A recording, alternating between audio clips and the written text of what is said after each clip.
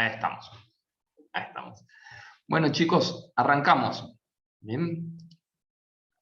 Bueno, este más o menos va a ser la guía de los temas que vamos a ver, que son las neurociencias y las neurociencias cognitivas. Después vamos a ver un poquitito neurofisiología, neuroanatomía y después las funciones cognitivas. Y si llegamos a tener un tiempo, vamos a hacer un poquitito de una revisión de metodología de estudio que vimos la semana pasada y que si no también estaba en el videito que subí al campus. Y si no, si estamos cortos, igual dejamos un tiempito para preguntas. De todos modos, interrúmpanme si surge alguna duda. Bien, bueno, vamos a arrancar con neurofisiología. Vamos a empezar definiendo qué es una neurona, cómo se comunican para después sí pasar a los procesos cognitivos. Bien, bueno, las neuronas dentro del cerebro hay 100.000 millones de neuronas aproximadamente, lo que no quiere decir de que sean las únicas neuronas que hay en todo el organismo, ¿no? Dentro del sistema nervioso central hay 100.000 millones de neuronas, como dije, pero también existen neuronas en todo el cuerpo y varían en forma, en tamaño y función, y están compuestas por un núcleo, un citoplasma y una membrana que separa el medio intracelular del medio extracelular. Y se diferencian de otras células sea por su función, ¿no? Que es su función específica, que es la de recibir y transmitir información.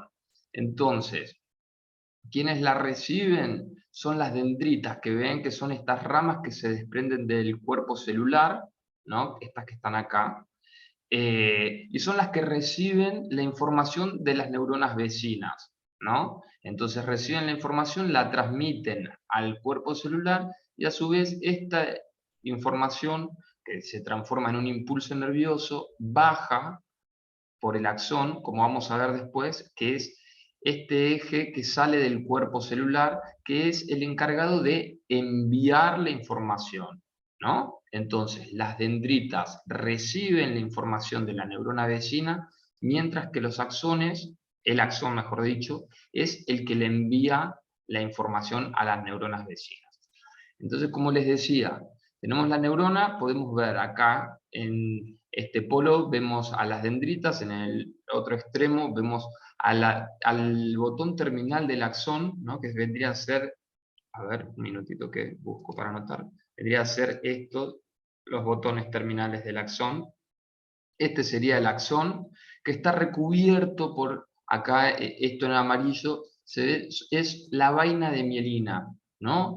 Que no todas las neuronas están recubiertas por esta vaina de mielina, pero las que sí lo tienen, lo que generan es que se traduzca la información o que se envíe la información de forma muchísimo más rápida, ¿no? Lo que genera es que le da mayor potencia a la información, ¿no? Y no solo eso, sino que también lo que sirve la vaina de mielina es para separarlas a una neurona de otra, ¿no? A su vez, lo que permite estos impulsos saltatorios, ¿no? Esto que se ve acá, son los nodos de Ranvier, que están acá, ¿no? Que en el apunte, si no me equivoco, habla que dice que parece como si fuera una, una hilera de salchichas, ¿no? Algo así. Bien, más que nada por esto, por la forma, ¿no? que va teniendo. Y como les decía, acá está el núcleo y el cuerpo celular y el citoplasma. Bien, ¿hasta acá alguna duda? Bien, bueno, entonces como les comentaba, tenemos las neuronas que tienen los axones mielinizados y hay neuronas también que tienen axones que no están mielinizados. Entonces, ¿cuál es la diferencia? Bueno, un poquitito lo que les estaba comentando recién, ¿no? Que la vaina de mielina lo que hace es proporcionar aislamiento entre las neuronas, evitando la interferencia entre unas y otras y a su vez incrementar la velocidad de transmisión, ¿no? Entonces, Fíjense qué diferencia sustancial, ¿no? A lo que es en tiempo. Mientras que los axones no mielinizados transmiten a una velocidad de 90 centímetros por segundo, las neuronas que tienen sus axones mielinizados la transmiten a una velocidad de 122 metros por segundo, ¿no? Entonces, los conjuntos, ahora, esto es importante, los conjuntos de neuronas que tienen sus axones mielinizados, esos axones mielinizados vendrían a ser los nervios. Los nervios, o también en la literatura lo pueden encontrar como tractos o tractos nerviosos, nervios o haces o fascículos también. Y también se lo denomina por esto, lo que hablamos del color, ¿no? Que tiene, que es medio amarillento y más, se lo llama sustancia blanca, ¿no? Mientras que, y me corrijo de la clase pasada que había dicho sustancia negra, sustancia gris, y recuerdo que una compañera, una alumna había dicho, sustancia, ¿es lo mismo que la sustancia gris? No, es la sustancia gris. La sustancia negra es un núcleo que hay en el cerebro. No tiene nada que ver. Así que recuerden, los axones que están mielinizados son lo que se dice, el conjunto se llama nervios, tractos, haces o fascículos, y son conjuntos de nervios, de axones que están mielinizados en conjunto, ¿no? Que son conjuntos. Mientras que las neuronas que no están mielinizadas vendrían a ser lo que se ve en la capa exterior del cerebro, ¿no? Que vendría a ser la sustancia gris, ¿no? Bien. Bueno, entonces, como les decía, los tipos de neuronas se clasifican, les decía, según su función, según sus ramificaciones y según su extensión. Entonces, tenemos, por un lado, las neuronas sensitivas, que son las que recogen toda la información que viene de los órganos y de todo. Acá me llegó un mensajito, a ver, perdón. Disculpen.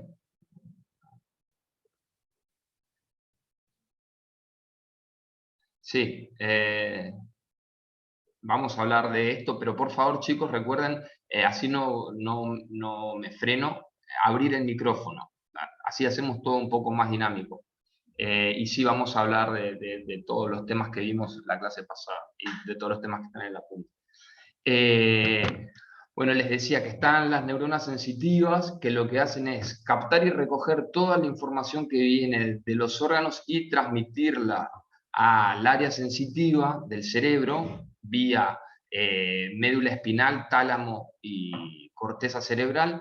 Y por otro lado tenemos las neuronas motoras, que son las que envían información de forma descendente. Por eso se dice que las sensitivas son aferentes de recibir, mientras que las motoras son eferentes, son las que transmiten, vale decir, van hacia abajo, desde la corteza cerebral, pasando por el tálamo y llegando a la médula espinal, para inervar a glándulas o músculos, o a su vez a otras neuronas. Entonces acá es donde aparecen las neuronas, que vendrían a ser estas, las interneuronas o las neuronas asociativas, ¿no? Que son las que se encuentran en la mayor parte, en el humano. Tenemos mayor cantidad de interneuronas o neuronas asociativas, que son estas, dentro de la corteza cerebral, ¿no? Que son las que permiten que se vaya comunicando una neurona con otra en las distintas áreas. Profesor, Bien. ¿siempre la información pasa por el tálamo? No, depende. Muy buena pregunta. El nervio olfatorio no pasa por el tálamo. Todos los demás sentidos, o sea, todos los sentidos, la vista, el tacto, el gusto, la visión, sí pasan por el tálamo. El olfato no. Y los que son motores, o sea, los que son Sí, eferentes, sí, ¿todos pasan por el tálamo también? sí, sí. Gracias. Bien, bueno, pasamos ahora de cómo se comunican las neuronas, ¿no? Cómo se comunica una neurona con otra. En realidad, vamos a ver cómo se comunica una neurona con otra, pero no es cierto. Una neurona se está comunicando con múltiples neuronas, está recibiendo en simultáneo mensajes de miles de neuronas a la vez, ¿no? Entonces, vamos a arrancar comentando esto. Como les había comentado, la neurona tiene una membrana que es la que divide el medio intracelular del extracelular. En el medio intracelular hay iones con carga negativa, mientras que en el medio extracelular hay mayor cantidad de iones con carga positiva. Entonces, esta diferencia que hay entre el medio intra y extracelular es lo que genera que la membrana esté polarizada, ¿no? Entonces, cuando la neurona está en reposo, decimos que está polarizada por esto, porque hay más iones con carga negativa en el medio intracelular que en el extracelular. Entonces, cuando decimos que la neurona está en reposo o que está polarizada, estamos hablando de que a lo largo de toda la membrana de la neurona hay un potencial en reposo, ¿no? Un potencial de reposo, ¿qué es esto? Es, como dice en el apunte, un resorte que está comprimido, ¿no? Que está esperando a que le llegue una señal para soltar y enviar el impulso nervioso, ¿no? O el potencial de acción. Entonces recuerden, cuando la neurona, volvemos, cuando la neurona está en reposo, decimos que la neurona está polarizada. ¿Por qué decimos que está polarizada? Porque hay iones con carga negativa en el interior y iones con carga positiva en el exterior. Entonces, esto es lo que hace que la membrana esté polarizada. Bien, bueno, entonces, ¿qué sucede?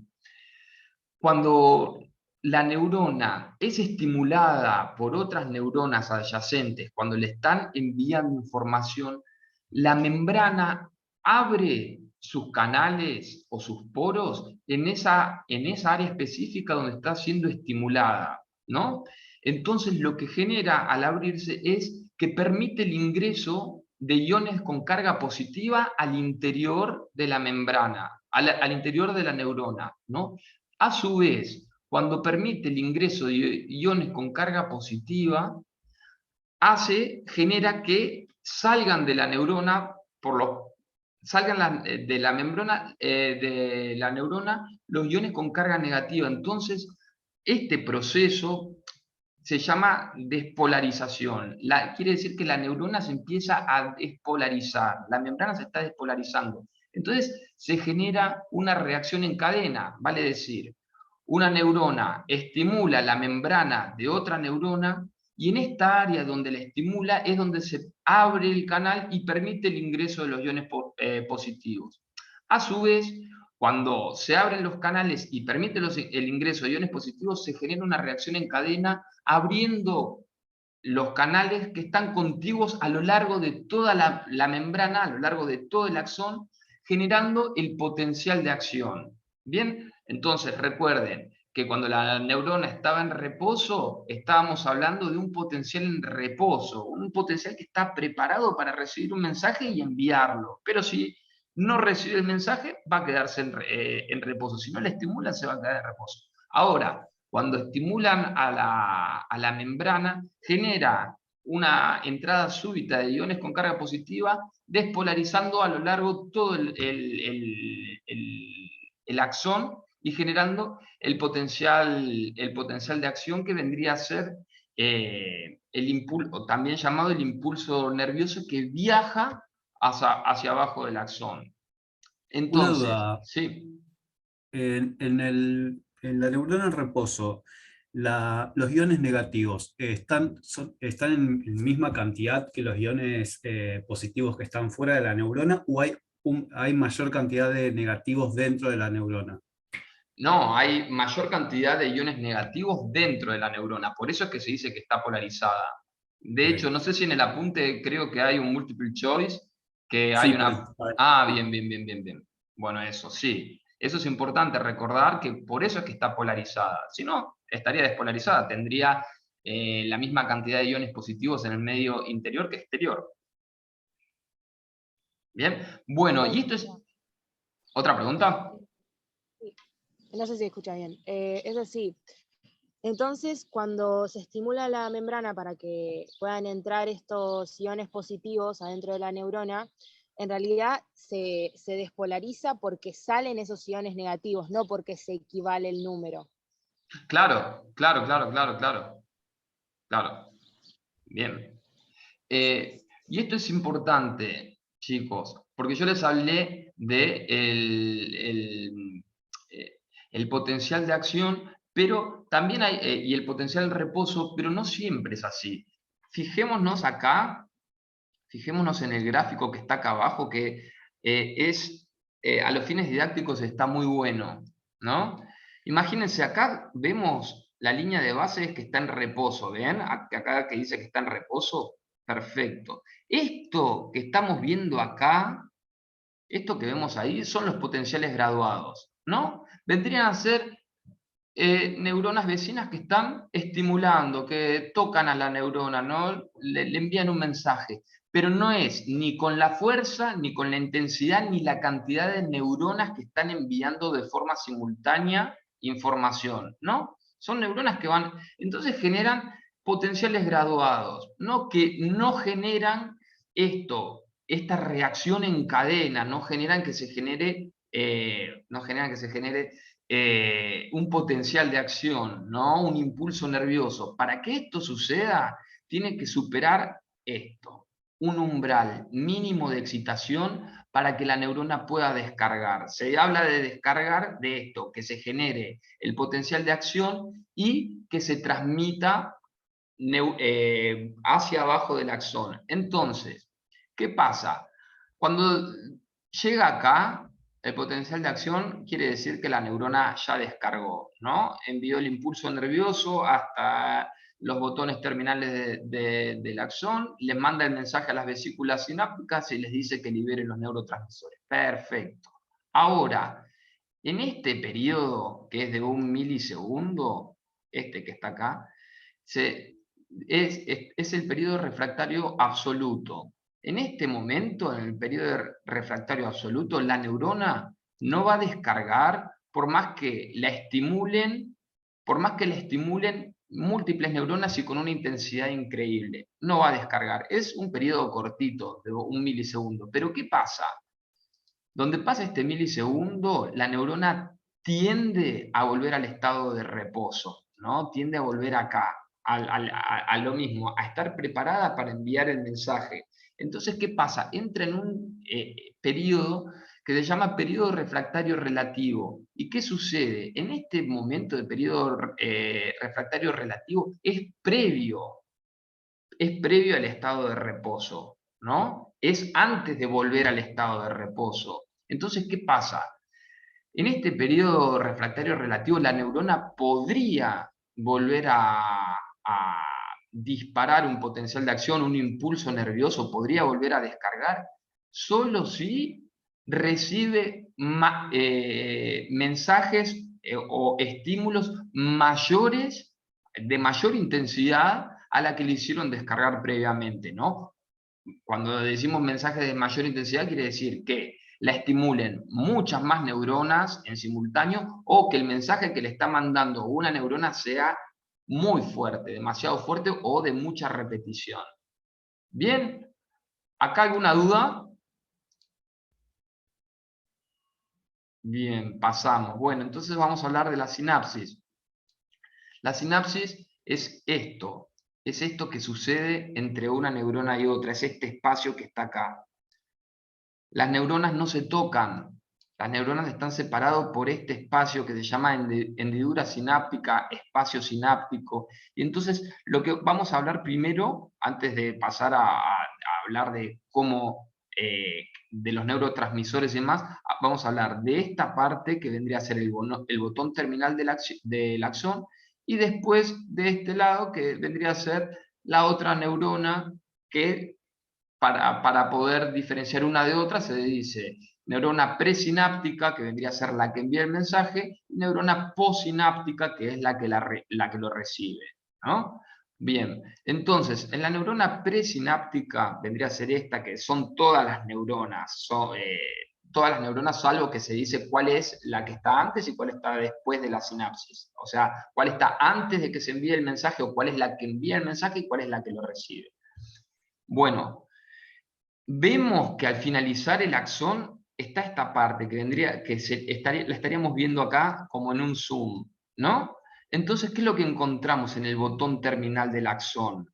acá vemos estas bolsitas que se llaman vesículas sinápticas, que son las que tienen adentro los neurotransmisores, y los neurotransmisores son los mensajes que se le van a enviar a la otra neurona, a la neurona posináptica, a la neurona vecina, que vendría a ser, y lo van a encontrar en toda la literatura a lo largo de la carrera, les van a decir de las llaves y las cerraduras, ¿no? Que hay neurotransmisores específicos y neuroreceptores que son específicos. Por eso es que se habla de este sistema de llave-cerradura. ¿Bien? Entonces, ¿qué pasa?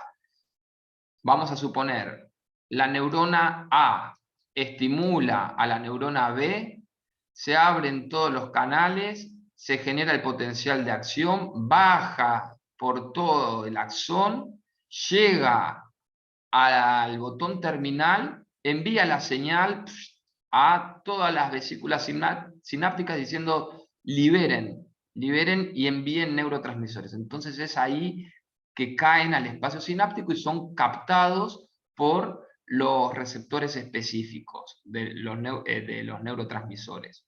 Bien, por eso, chicos, esto es importante, que se dice que la forma en la que se comunican las neuronas es electroquímica. Electro, por esto que vemos, ¿no? De que se polariza y se despolariza y que envía información eléctrica. Y química por esto, porque llega un mensaje eléctrico que hace que se abran las vesículas sinápticas y envíen los neurotransmisores a las neuronas vecinas. Así es como se comunican las neuronas. Bien. Entonces, les voy a comentar ahora, hacer un repaso chiquito, de todos modos tienen en el apunte hay un cuadro que está muy bueno sobre los distintos neurotransmisores, pero les comento rápido. Está entre los más conocidos, ¿no? Está la acetilcolina, que está encargada de la activación de la conducta, la atención, la memoria y la motivación, y que su degradación es muy característica en la enfermedad de Alzheimer. Lo mismo sucede en la enfermedad de Parkinson, pero con la dopamina, ¿no? Que la degradación de la dopamina o la pérdida de las células dopaminérgicas está íntimamente relacionada con la enfermedad de Parkinson y está encargada de los movimientos voluntarios, el aprendizaje, la memoria y las emociones. Por otro lado, en la esquizofrenia se habla por una hiperproducción de dopamina, ¿no? Entonces imagínense, esto voy a hacer recortito, así no nos quedamos acá.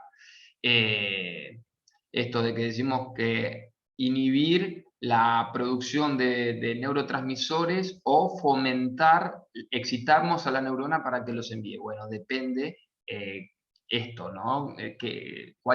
¿Cómo está? ¿Está desregulada porque hay, qué sé yo, pérdida de células dopaminérgicas o estamos mandando muchos neurotransmisores de dopamina, ¿no?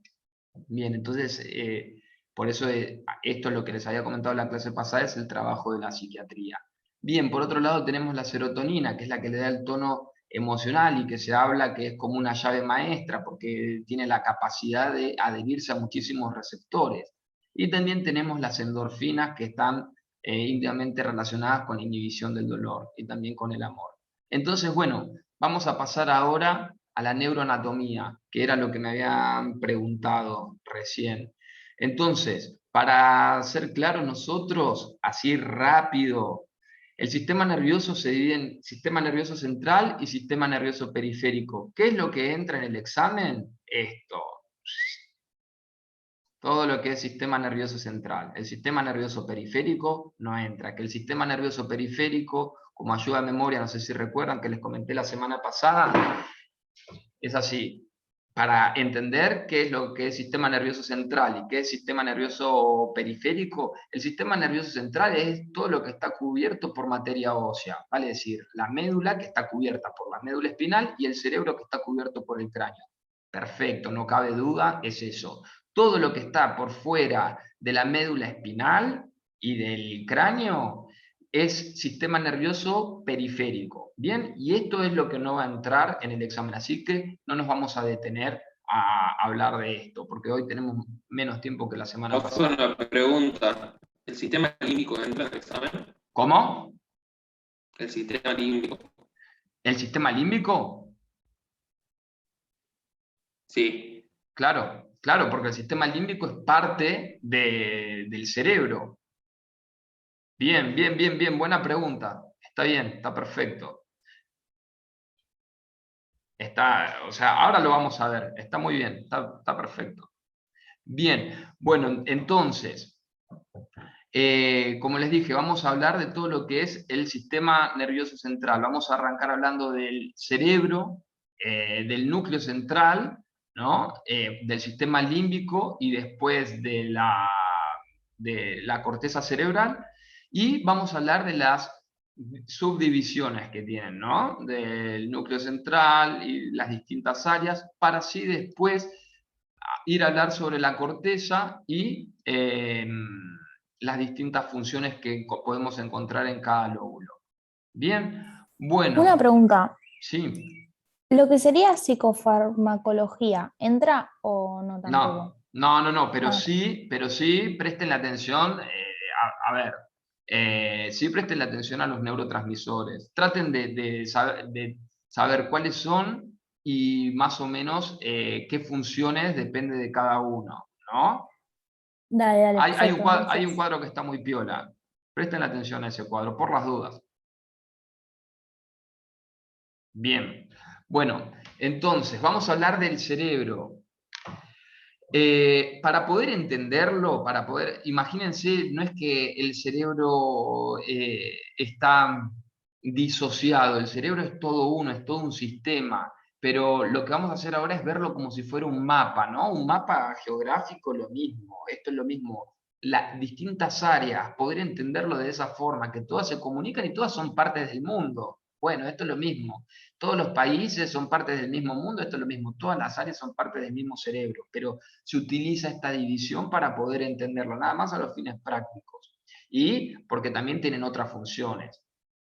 Pero bueno, todas trabajan en conjunto. Entonces, para poder entenderlo, vamos a ir hablando en cuanto a su evolución filogenética, ¿no? Cómo fueron evolucionando, partiendo de un núcleo central que compartimos con la mayoría de las especies, hasta llegar a un sistema límbico que compartimos con los mamíferos y la corteza cerebral que compartimos con los mamíferos, algunos mamíferos superiores, pero que la tenemos desarrollada en todo su esplendor solamente nosotros, los humanos. Bien, entonces arrancamos con el núcleo central. Fíjense y presten la atención que acá, en el margen inferior derecho, está la imagen del cerebro, bueno, con los números para que puedan ir visibilizando y asociando las estructuras a los distintos lugares, ¿no? Esto por ahí es muy bueno para poder tangibilizarlo y no hablar solo de áreas. Bien, vamos a arrancar hablando por la médula, ¿no? La médula es esto, que se ve acá en verde. Bueno, como dibujé la semana pasada, es lo primero que ingresa al cráneo es la médula, ¿no? Acá está. Lo primero que ingresa al cráneo es la médula. Hacia abajo, acá también sigue la médula, pero empezaría la médula espinal también, o sea que es la que recubre la médula. Bien, tenemos la médula, como les decía, acá en verde. Y lo que se encarga es la parte más primitiva del cerebro y que compartimos con la mayoría de las especies. Y lo que se encarga es controlar la respiración, el ritmo cardíaco, la presión sanguínea. Y es acá, en esta zona, donde se da la decusación de los nervios, el entrecruzamiento, ¿no? Que donde todos los nervios que están en el hemisferio derecho se cruzan hacia el hemisferio derecho, del izquierdo al derecho. Vale decir, si ustedes, Dios quiera que no, ustedes no, si alguien tiene una lesión en el hemisferio izquierdo, ¿no? En el área motora izquierda, lo más probable es que no pueda tener movilidad o tenga alguna falla o un trastorno de movilidad en el hemisferio derecho, ¿no? En el hemicuerpo derecho. Por eso una persona que tiene una ACV en el hemisferio izquierdo, si la persona es diestra, ¿no? Para escribir, ¿no? Y uno le dice que levante la mano, se va a quedar no va a poder y va a perder la tonicidad muscular. Bueno, esto es por la decusación de los nervios, ¿no? Bien, por encima por encima de la médula, acá en amarillo, tenemos el puente. Y su función es la producción de sustancias químicas y la regulación del ciclo del sueño y la vigilia, ¿no? Que esto es lo que se ve afectado cuando viajamos más de 8 horas o más de 10 horas en avión, ¿no? Afecta esto. Pero es transitorio, no es una patología ni es un trastorno. Bien, atrás de la médula y del puente tenemos el cerebelo, que es este.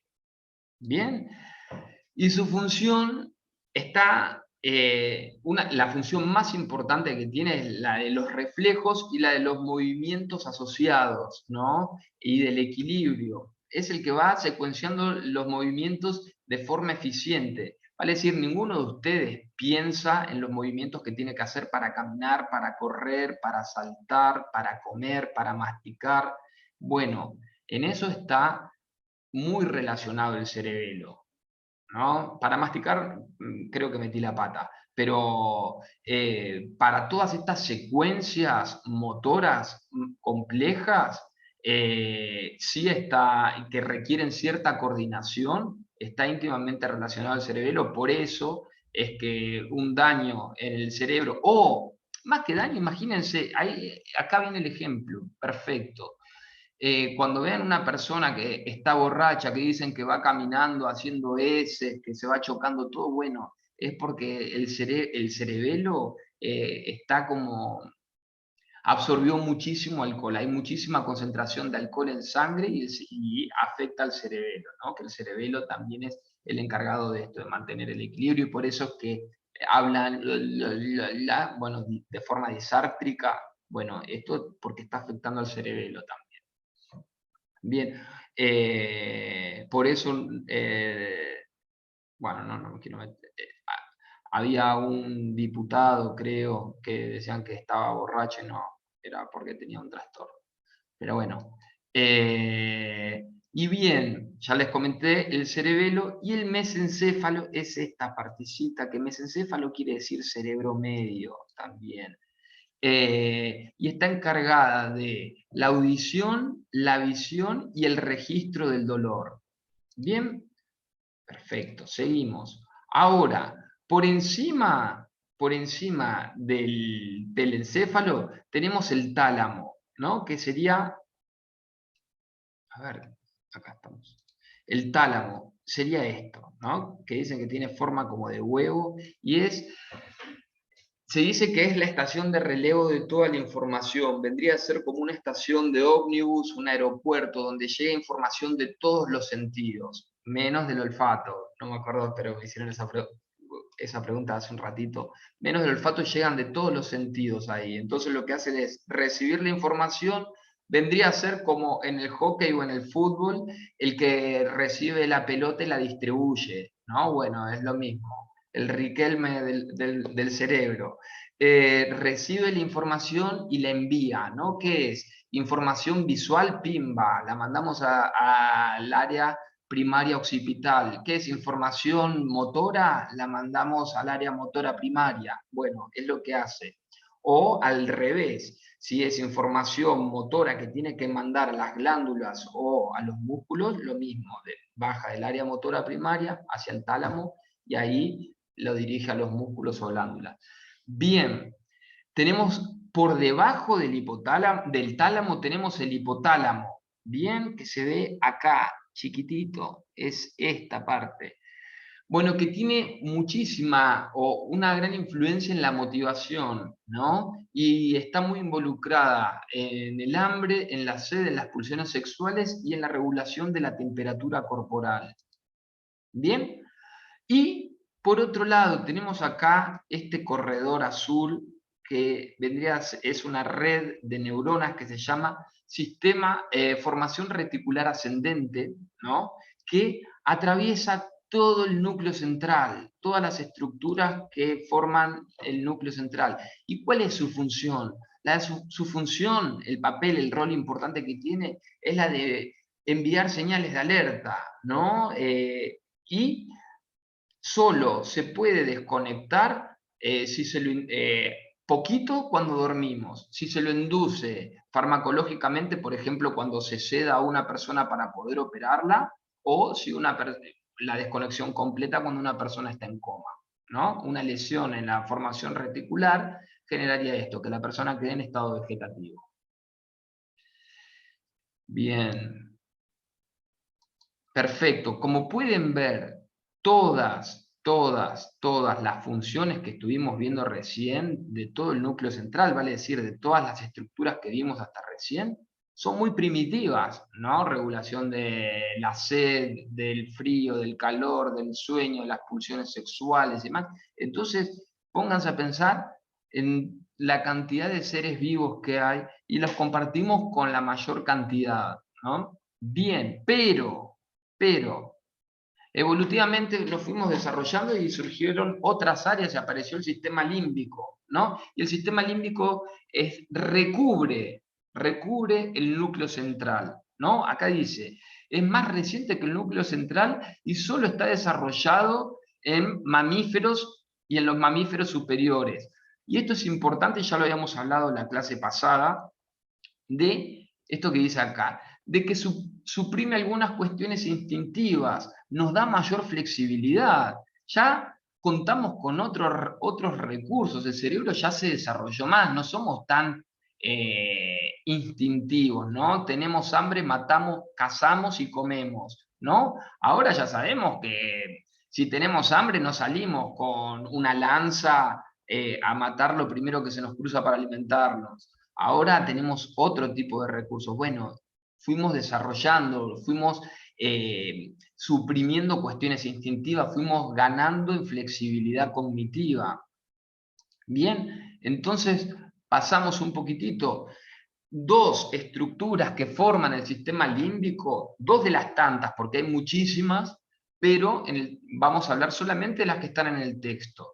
Dos estructuras que forman el sistema límbico, dos importantes, son el hipocampo y la amígdala, ¿no?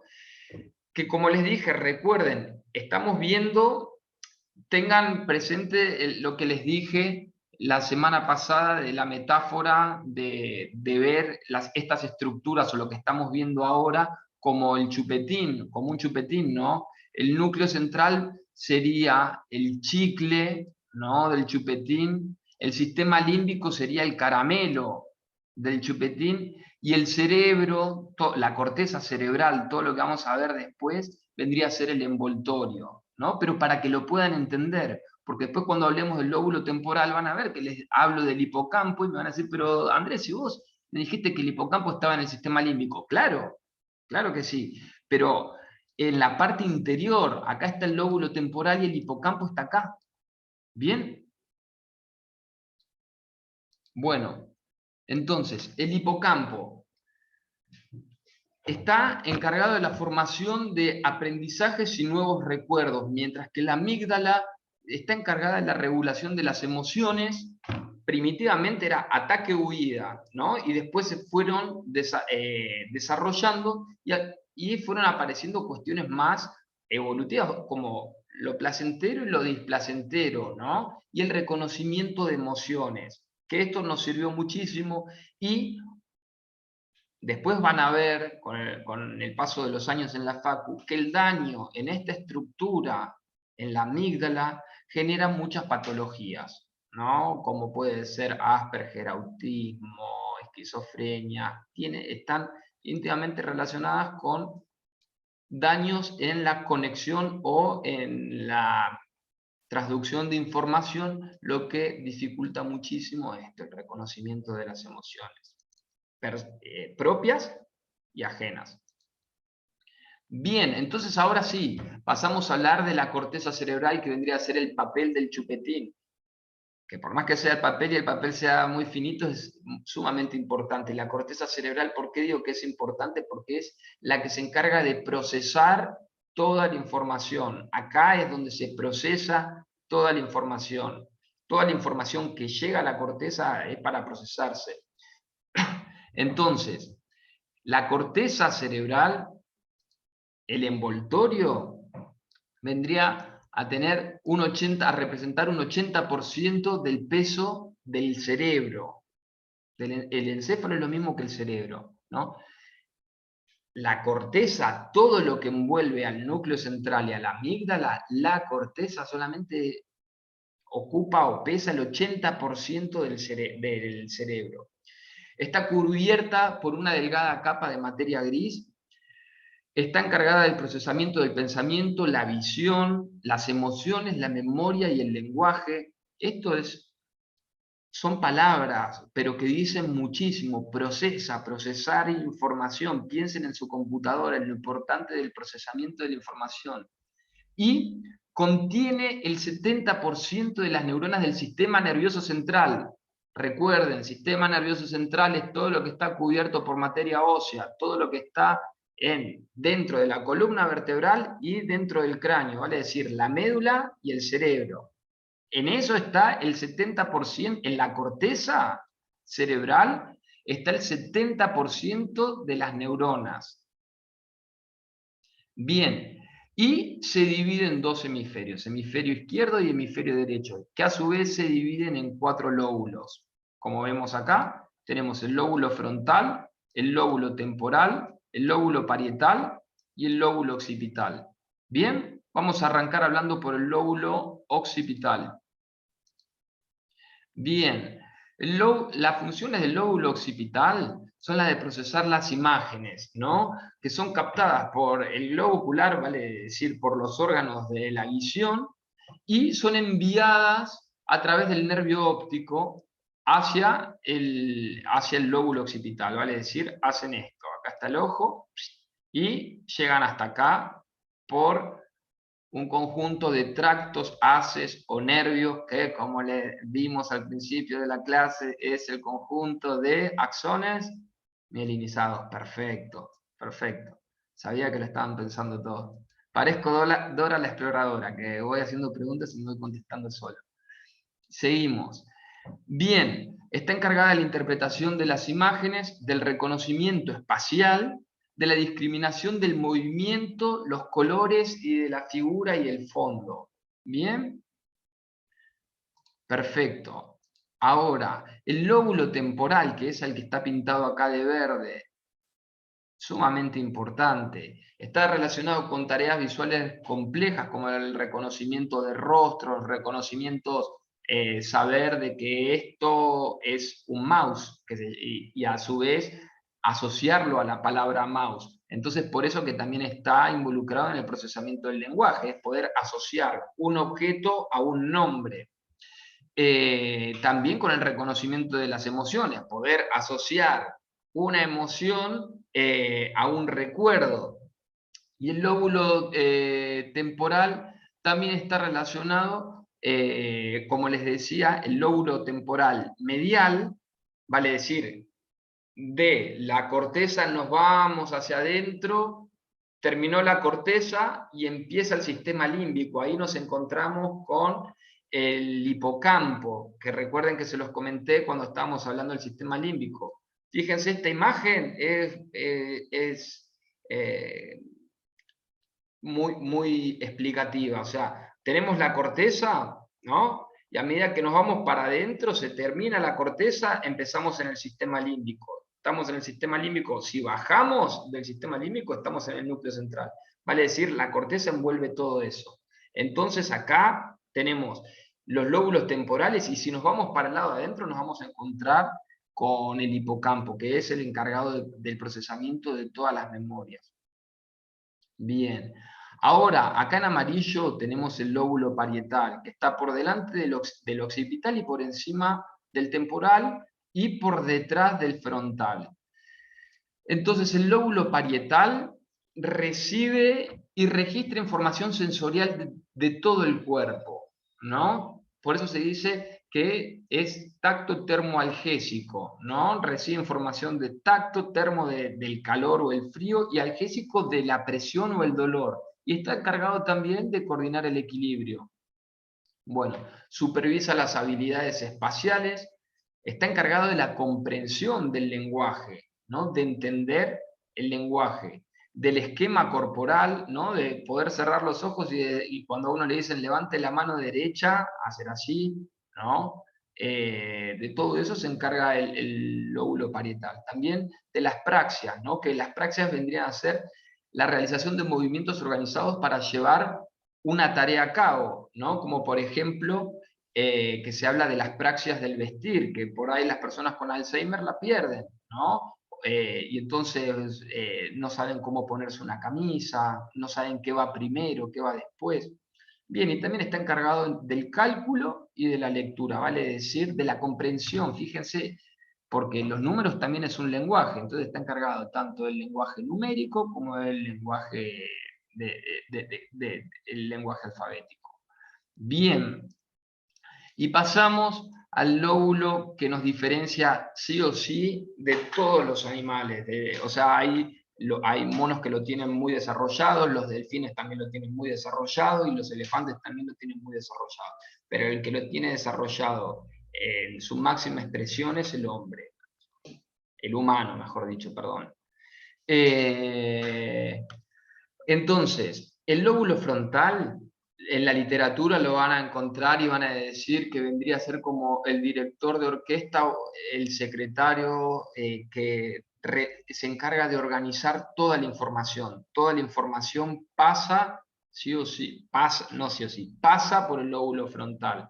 Entonces el lóbulo frontal es el que se encarga de recibir, organizar y coordinar los mensajes de los otros lóbulos.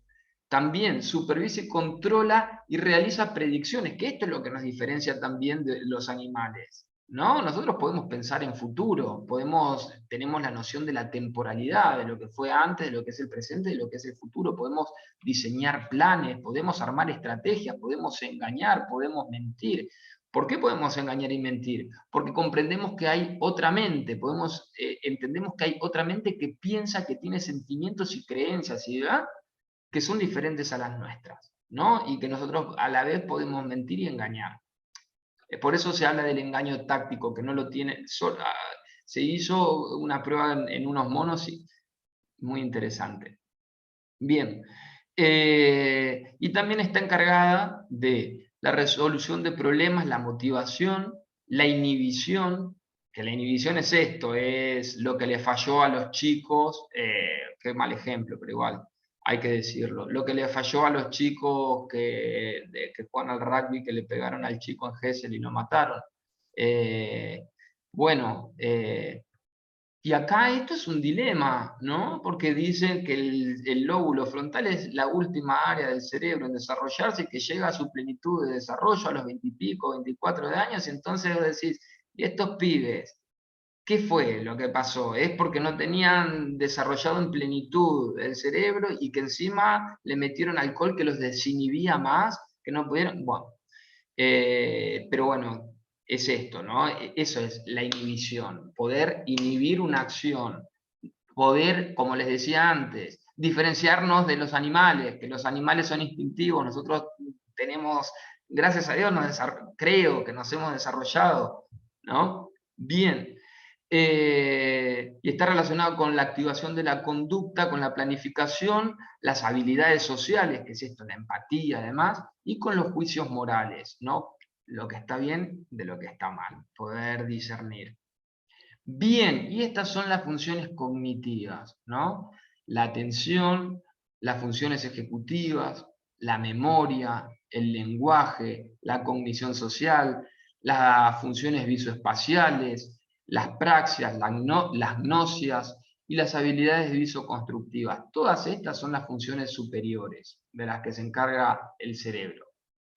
Bien, bueno chicos, ¿algunas consultas?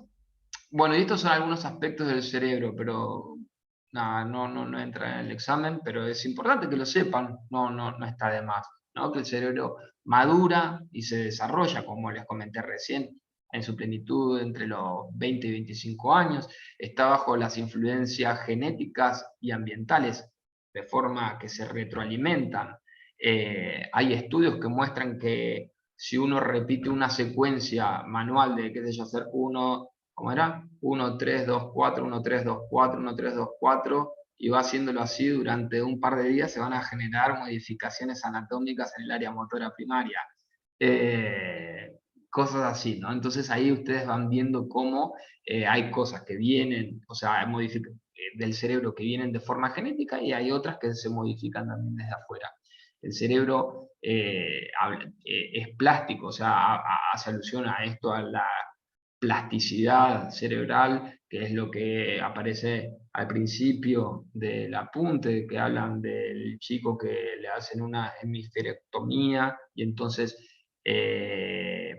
le sacan un hemisferio y el hemisferio que queda asume todas las funciones de la mejor forma posible que le pertenecían al hemisferio que fue seccionado. Bueno, se comunica con diferentes organismos, ¿no? Que acá sí el que está encargado de comunicarse con otros sistemas orgánicos es el sistema nervioso periférico.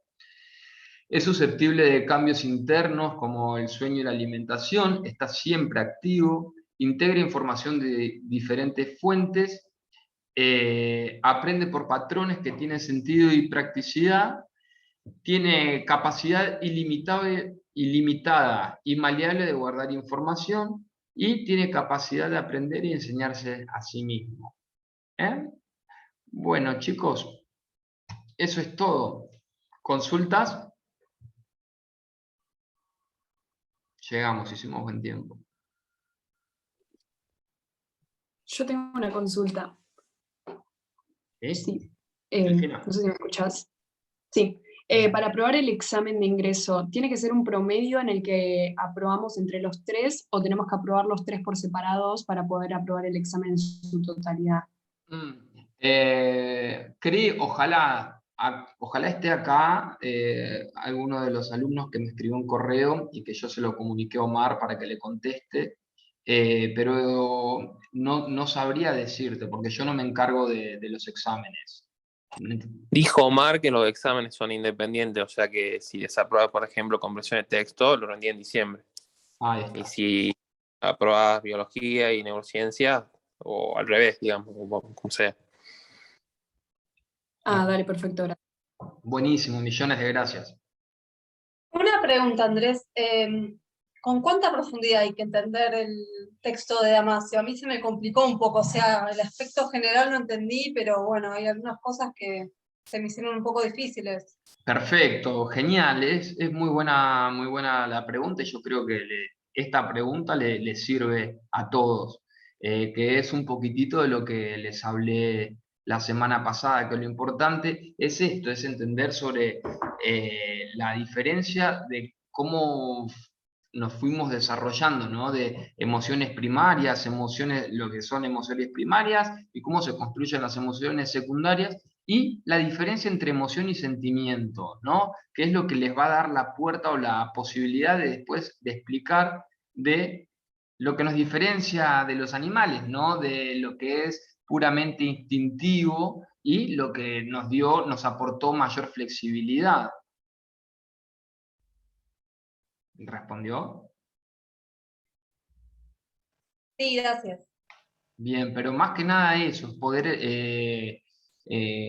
entenderlo, no machacarse y no tratar de sacar las ideas generales, eso es lo importante. Es un poquito más o menos lo que les dije, es buscar la vuelta a esto de cómo poder relacionar todo lo que hablaba de emociones ahí y de esto, de la flexibilidad cognitiva y cómo fuimos evolucionando nosotros.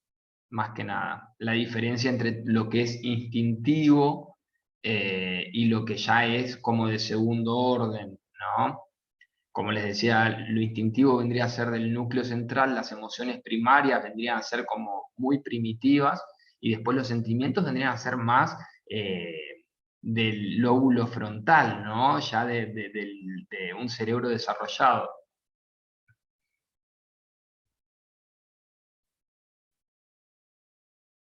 ¿Preguntas? Tengo una relacionada con los exámenes de mañana.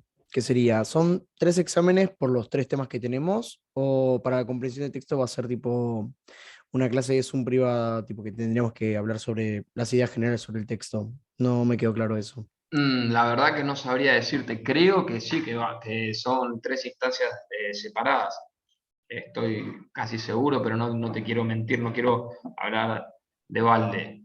Pero Sí, son 3 cuestionarios. Son 3 cuestionarios. Antes era entrevista, pero por cosas de la pandemia, así, creo que dejaron el cuestionario. Ok, perfecto. última pregunta. ¿No? Bueno, Tengo una sí. pregunta medio bruta No, del dale. examen. Suelte. Por ahí la podemos pensar entre todos. Porque dijeron que aprobamos con un 4, que es el 40%. Pero ¿sería el 40% que esté bien? ¿O si el 40% está mal, ya desaprobamos? Porque Debería ser el que está bien, me parece. Claro. o sea, con 4 puntos ya estaríamos aprobados, Sí. ¿sería? Claro. 4 de 10. Claro. Pero ahora Igual- vendría la pregunta de decir, son 40%, pero te puedes sacar más y eso te da más oportunidad de estar en el tipo... Hay cupos limitados. Sí, Si yo pero saco, en no esta sé, instancia creo que no. Tipo, en esta ¿no? instancia, con que apruebes con 4, o si querés los 3 exámenes, ya directamente te matriculan porque no hay hay muchas vacantes. El problema Ah, ok. sería ya en febrero. Si pasás a la instancia de febrero y no aprobaste las previas, entonces ahí es más una competencia porque es menos la vacante. Entonces el que tenga Claro. mejor promedio va a ser el que va a tener la vacante. Perfecto, gracias. No, Muy Igual bien. Omar dijo que él manejaba como el 40%. O sea, como que no significa, yo entendí que no significaba que era 4 respuestas bien, sino como que no sé cómo él manejaba el 40%. claro, depende de la dificultad de la pregunta, capaz de puntajes distintos. No es que cada punto vale 1, entiendo. Capaz es como que un punto vale 1,50, un punto vale 2, capaz relacionado con eso, lo entendí yo. Sí, Listo, no sé cómo. gracias. No. Bueno, chicos, ¿alguna pregunta más? ¿No? Bueno, nada. Consejo, el mejor de los consejos que les puedo dar: descansen bien, nada de quedarse, no hagan tonterías de quedarse hasta las 5 de la mañana estudiando. No tiene sentido, no solo que no tiene sentido, sino que es peor, ¿no? Un cerebro que no descansa no es eficiente. Entonces lo mejor es leer, descansar bien, mirar un poquitito de tele, un partidito de play, cualquier cosa que los relaje un poco, y leer un libro, lo que sea, y descansar. Es importante eso. No se estresen. Y por favor, preséntense. Eso es importante también. Nada de auto boicotearse, de no sé, me van a hacer pelota. Si no saben, que los hagan pelota, pero por lo menos que ustedes no pierdan la oportunidad de recibir un feedback, ¿no? Si se equivocaron. Anímense, eso es importantísimo, pero no para este examen, para la vida, no, para todos los exámenes, en serio, métanle. Bueno, y muchos éxitos mañana. Gracias. Gracias. Muchas Chao, gracias. Gracias, chao. Nos vemos. Nos vemos. Ah, profe. Gracias.